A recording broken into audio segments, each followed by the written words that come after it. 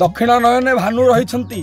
balm नेत्रे सोम शोभा को बढ़ाती नासा पुटेदार भौम विराजती अधरे तांकर बुध रही चिता रूपे देवगुरु बसी चतुः कोणाकारे शुक्र शोभा कला रंगे शनिश्चर शोभा पाती राहु रेखा होई जापाखे रुहंती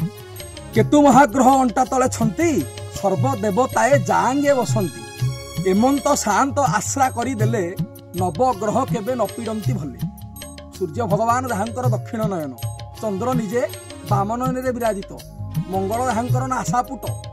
अधरे जहाँकर बुध ग्रह विराजमान करती देवगुरु बृहस्पति जहाँकर चिता